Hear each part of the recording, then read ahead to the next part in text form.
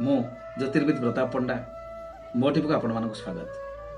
ମୁଁ ଆଜି ଆପଣଙ୍କୁ କହିବା ପାଇଁ ଯାଉଛି ଏହା ଯେ କାଳର କରାଳ ରୂପ ଧାରଣ କରି ଯେଉଁ ମହାମାରୀ କରୋନା ସମଗ୍ର ବିଶ୍ୱକୁ କବଳିତ କରିଛି, ଯାହା ପାଇଁ ସାରା ବିଶ୍ୱ ଆନ୍ଦୋଳିତ, ଯାହାକୁ ପ୍ରତିହତ କରିବା ପାଇଁ ସାରା ବିଶ୍ୱ ତତ୍ପର, ସେହି ମହାମାରୀ କରୋନା କବଳରୁ ବିଶ୍ୱକୁ ରକ୍ଷା କରିବା ପାଇଁ ହେଲେ ସେହି କଥାକୁ ମନେ ପକାଇବା, ଆପେ ବଞ୍ଚିଲେ ବାପର ନାଁ ସୂତ୍ରରେ ନିଜ ସୁରକ୍ଷା ନିଜେ ହିଁ ନେବା, ଘରେ ରହିବା, ସୁରକ୍ଷିତ ରହିବା ଏବଂ ନିଜ ପରିବାରକୁ ସୁରକ୍ଷିତ ରଖିବା। କରୋନା ହାରିବ, ଆମେ ଜିତିବା, ଆମ ଦେଶ ଜିତିବ। ତେଣୁ ଆପଣ ନିହାତି ଆବଶ୍ୟକ ନହେଲେ ବାହାରକୁ ବାହାରନ୍ତୁ ନାହିଁ। ବାରମ୍ବାର ହାତକୁ 20 ସେକେଣ୍ଡ ପର୍ଯ୍ୟନ୍ତ ସାବୁନରେ ସଫା କରନ୍ତୁ। ପରସ୍ପର ଠାରୁ ଦୂରତା ରକ୍ଷା କରନ୍ତୁ। ମାନ୍ୟବର ପ୍ରଧାନମନ୍ତ୍ରୀ ଓ ମୁଖ୍ୟମନ୍ତ୍ରୀଙ୍କ ବାର୍ତ୍ତା ମାନନ୍ତୁ। ପ୍ରଶାସନର ନିର୍ଦ୍ଦେଶ ମାନନ୍ତୁ। ଘରେ ରୁହନ୍ତୁ, ସୁରକ୍ଷିତ ରୁହନ୍ତୁ, କରୋନା ହଟାନ୍ତୁ। ଜଗତର ନାଥ କାଳିଆ ଶାନ୍ତ କହନ୍ତି ଶୁଣ ଭକତ, ରଖିବ ଦୂରତା, କର ହାତ ସଫା, କରୋନା ହେବ ନିହତ।